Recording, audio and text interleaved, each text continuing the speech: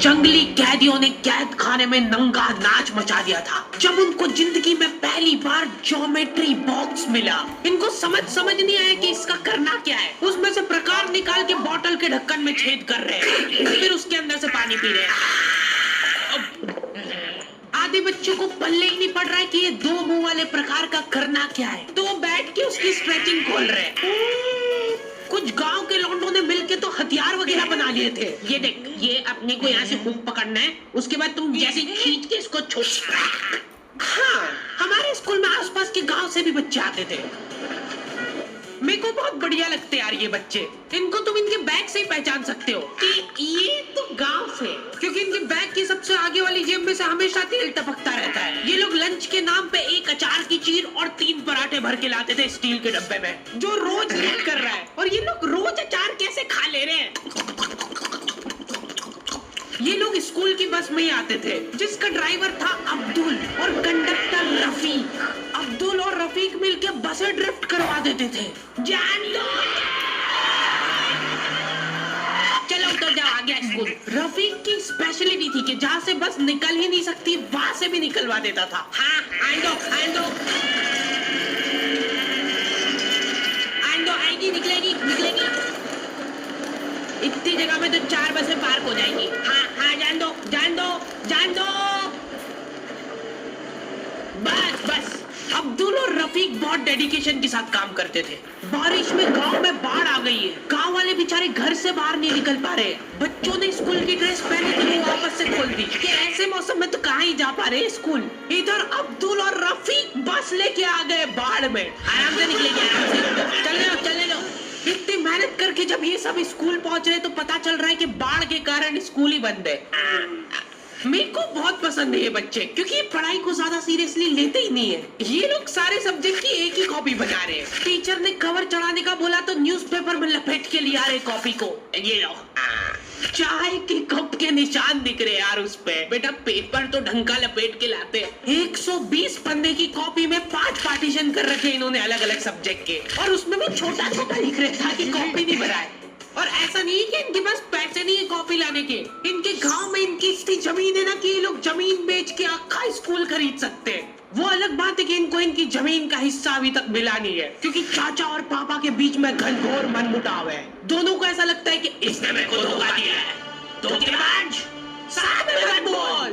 देख, मैं यहाँ पे फालतू बात करने नहीं आया हूँ, बात एकदम क्लियर है। मेरे को मिलनी चाहिए पूरी प्रॉपर्टी। अच्छा ठीक है, सबसे पहले तो तू औकात में रहे। तू रहे औकात में रहे।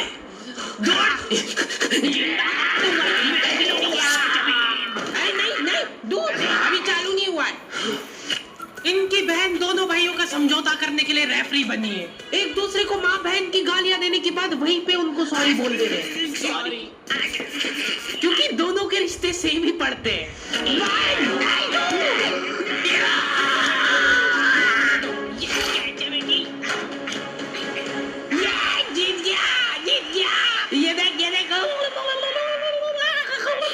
कोर्ट कचहरी में मिलेंगे अब। तो अभी तक वो केस चल रहा है और वो चलता ही रहेगा जब तक पापा या चाचा में से कोई मर नहीं जाता। हमारी क्लास के बच्चे बहुत बतौकड़े थे, इनके मुंह का थूक खत्म हो जाता था बोल बोल के। अरे देखो, मैंने व्हाट्सएप स्टेटस डाला था उसका हाथ पकड़ के। अब उसको ऐसा लगा कि मेरा स्टेटस सबको दिखता है, पर मैंने सेटिंग्स में जाके स्टेटस सिर्फ उसको विजिबल कर रखा था। लॉन्डो से कुछ भी शेयर करना बहुत रिस्की काम होता है। मेरे को तो अच्छी लगती है यार कंचन। तुमने सिर्फ बोला है कि ये अच्छी लगती है, इधर लॉन्डो ने अफवाह फैलानी चालू कर दी। सर, उसको आंख उठा के मत देखना, भाई की बंदी है। जब भी वो पास से निकल रही है मत करो यार ये हरकत। वो इंटरेस्टेड होगी भी तो भाग जाएगी तुम्हारी हरकतों की वजह से। इतनी ज्यादा बकलोली सहन करने के बाद हमारे क्लास टीचर ने सोचा कि इनका सेटिंग अरेंजमेंट चेंज कर देते हैं। एक लड़का और एक लड़की बैठाएंगे, फिर देखते कैसे बात करते हैं ये। मेरे दोस्तों के पास जो लड़कियां बैठी वो बीच में बैग रख ले रही है ताकि गलती से भी ये दरिंदा उससे टच नहीं हो जाए। इनका तो फिर भी ठीक था, मेरी किस्मत तो बिल्कुल ही घटिया थी।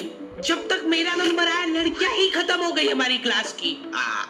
अच्छा ठीक है, तुम अकेले बैठ जाओ।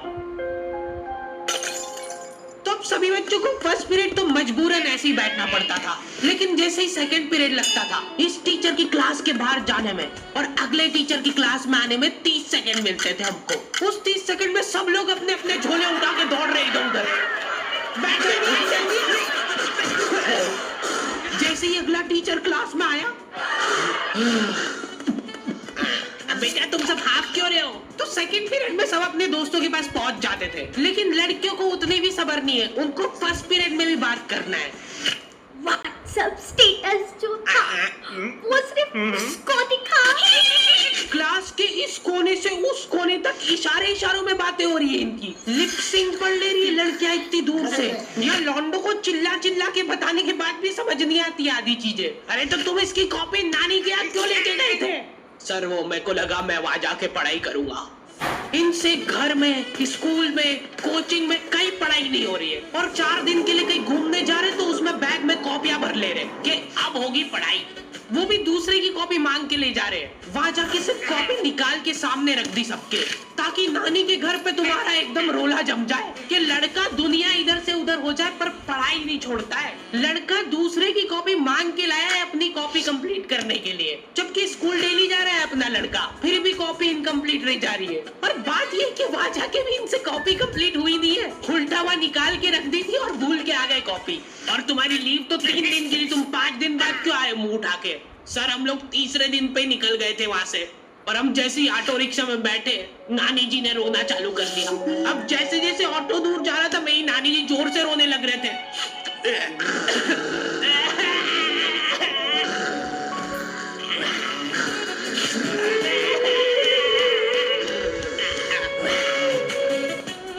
एक पूरा दिन तो इसमें हो गया सर हमारा।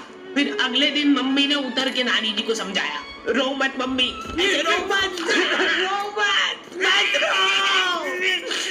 उन्होंने रोते रोते समझाया कि मत रो। आधा दिन ये चला, फिर आधे दिन ऑटो वाले ने वापस से मजे लिए।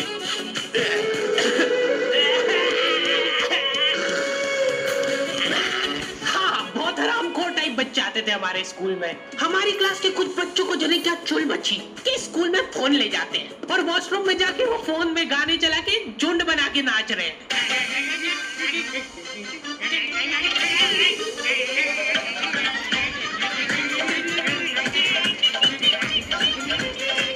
उधर साइड में लाइन डिस्टर्ब हो गई यार उन बच्चों की जो कांच में बाल बनाने के लिए लगी है। वॉशरूम में मूतने से ज्यादा लंबी लाइन बाल जमाने के लिए लगी होती थी। और तुम गौर से देखोगे इनको तो पता चलेगा कि सब लोग सेम ही चीज कर रहे हैं। बाल गीले करके अपनी जेब से कंघा निकाल रहे गोल वाला, उसके अंदर 2 उंगली फंसा रहे और फिर बाल खड़े कर रहे हैं। और बाहर निकलते से सारे टीचरों ने घेर रखा है इनको, क्योंकि इतनी जोर जोर से गाने बजा के नाच रहे थे ये लोग। किसके पास है फोन जल्दी से बता दो। मैम ऐसा कुछ नहीं, हम तो मुंह से गा रहे थे। किसी से भी पूछ, मैम इसके पास ही है फोन, हमको छोड़ दो, हम तो सिर्फ बाल जमा रहे थे। तुम कुछ कांड करते हो, पकड़ा जाते हो तो तुम्हारा दिमाग चलना ही बंद हो जाता है एकदम। इनसे पूछ रहे कि बताओ बेटा क्यों लाए तुम स्कूल में फोन? मैम वो यूट्यूब से पढ़ाई करने के लिए। स्कूल में? हाँ, हमारे स्कूल में सबसे बड़ी टॉप की सजा होती थी सस्पेंड करना, और मेरे को पता नहीं क्यों बहुत बढ़िया लगती थी ये सजा। ना तुमको स्कूल वालों को लीव लिख के देना है, ना स्कूल वाले तुमसे पूछेंगे कि तुम कहाँ गए थे। रिटायरमेंट वाली लाइफ जी रहे हो तुम स्कूल में। उसके मम्मी पापा को बुला के वो फोन भी दे दिया और उसको सस्पेंड कर दिया। अब वो बच्चा घर पे बैठ के आराम से फोन चलाता है और अपना जीवन खुशी खुशी बिताता है। उसके घर में सिर्फ 2 ही रिटायर्ड लोग हैं, एक उसके दादाजी और दूसरा वो।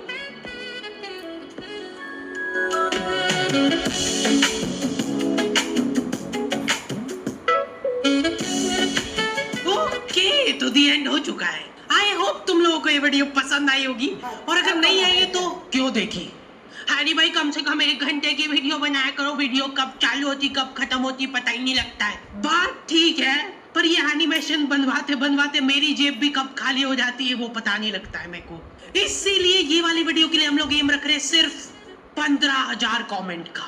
जो भी वीडियो डालने के 1 घंटे के अंदर कमेंट करेगा उन सबको मैं पर्सनली रिप्लाई करूंगा बैठ के।